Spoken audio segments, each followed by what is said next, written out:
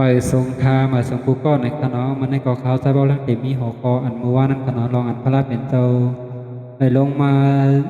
ตุติเมืองก้นในขณะกูก็ขณะไว้พระราชเป็นเจ้าก็ใหญ่ไม้เย้าในขณะใครมอก10 ขวบกว่าในขณะมีวันหนึ่งขณะทำนางป้าดังนางฮับต่อยมาเล่นกันดังนอกเขาว่ามีวันหนึ่งซ้ำมีคนมาเฮ็ดป่วยอยู่ในว่างเขาว่าเนาะเฮ็ดป่วยอยู่ในว่างว่าก็ไม่เศร้าก็ไม่ทำให้นางฮับเตอร์ฉะนั้นกว่ามือเขาป่วยว่าส่วนตัวตีอยู่ก็เหลียวป่วยเนี่ยว่าเขาว่าเนาะเราก็สมันนังก็ไม่มานั่งให้ทุกคนวนเลยนั่งสมาธิแต่ตนไม่เขาเพิ่นนั่งสมาธิแต่ตนไม่เอาพอเต่าสมาหาเขาว่าเนาะมาหาห้ามมาหันลูกใต้นั่งสมาธิแต่ตนไม่เอาเนี่ยก็ซ้ำกับใบกันเนาะกับใบพอคำสอนกันเนาะเริ่มใส่ในกันเนาะอันพระราเป็นเจ้านั่งสมาธินั่นกันเนาะแล้วก็อันเป็นพอสอนนั้นก็สมาไวเขาว่าเพิกก็ไม่ก็ใหญ่มาเย้าเขาว่าเพิกเต่าใต้สีตาตานั้นก็ใหญ่มาเย้าซ้ำขึ้น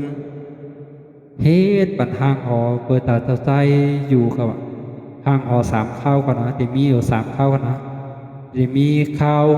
วฮื้ออันเป็นข้าวฝนนั่นกันเนาะเย้าก็ข้าวกัดเย้าก็ข้าวใหม่นี่กันเนาะเฮ็ดปัน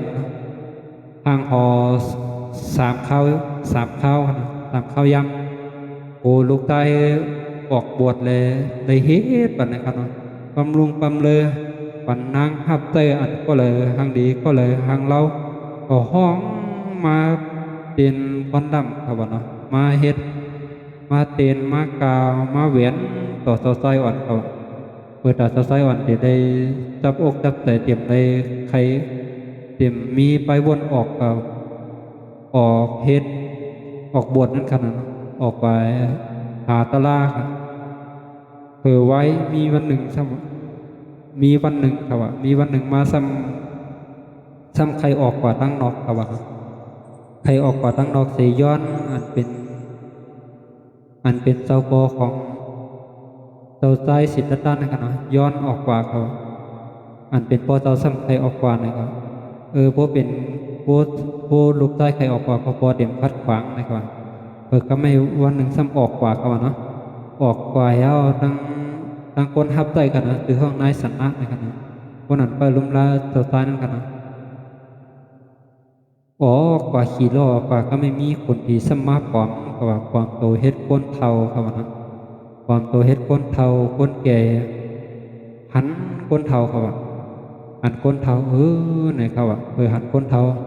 อันนั้นเป็นนั้นเนี่ยว่าเป็นก้นเทาคาเนี่ยเขานะเป็นก้นเทาก้นแก่เนี่ยเขาอ๋อเขาก็ติดไรเกตจังไหนคะติดไรเทาจังไหนเนี่ยแมนเย้าคาก้นกูก็ติดไรเทาเนี่ยเขาเนาะเย้าก็ห้ามก็ไม่กว่าแทงอินคนผีนั้นก็ซ้ำขึ้นความโตเฮ็ดก้นต้องให้เกิดลุกครับว่าหันก้นต้องให้เกิดลุกอันนั้นเป็นทางนั้นเนี่ยว่าอ๋อเขาเกิดลุกกันคาเนี่ยว่าก็ไม่ขึ้นหันคนเกิดลุกว่าโอ้มีการเกิดนะถ้ามีการเท่านะครับเนาะก็ไม่ทำก็ไม่อันเป็นคนผีห้ามปลอมตัวเฮ็ดคนตายครับว่าเฮ็ดคนตายเสียวเนี่ยก็โอ้มีคนตายค่าเนี่ยว่าเออเขากดอะไรตายค่าเนี่ยว่าโอ้เขาเท่ามาเนาะแมนเย้าค่ะคนกูก็ตื่นตีไรตายในกว่านายสันนานั้นก็ห้ามรัดเผื่อก็ไม่ทำกว่าหันแทงคนหันนักบวชครับว่าหันคนอันนางกำศีลนั่นขนาดอันนั้นเป็นทางนั้นเนี่ยอันนั้นก็เป็นคนผีมาปลอมตัวเฮ็ดไว้ขนาดเป็นคนกำศีลหาตั้งก้นหลอดในกว่าตัวสารนั้นก็ไม่อกไม่ใส่ขนาดเป็นอยู่เป็นเศร้าเยอะครับยูมไรกินไรอะไรขนาดโมฟุกมาตักให้มาลัดกันต่อขนาดเมื่อไหร่ก็ตีโป้ไว้กันไหนก่อนขนาดมีไลฟ์สดเขาย้ำ10 โมงต่อถึง11 โมงเกินการขึ้นในคณะโบสถ์สถานทุกภาพการเป็นวงใครเด็กเข้ามาตัวเลยค่ะเขาเป็นสายบันเทิงในคณะเขาไลฟ์สดตั้งติ๊กต็อกคณะกูก็คณะผักติดตามข่าวฟองคณะสายเป่าแรงค่ะเนาะ ตั้งเฟซบุ๊กเป็นลิกใต้ในกันนะตั้งติ๊กต็อกก็เป็นลิกใต้เลยลิกไทยในกันนะลิกใต้อยู่ตั้งหน้าลิกไทยอยู่ตั้งหลังในกันนะเดี๋ยวตั้งยูทูบซ้ำเป็นไว้ภาษาอังกฤษกันเนาะสายเป้าแรงเหมือนกันกันเนาะกูก็กันเนาะ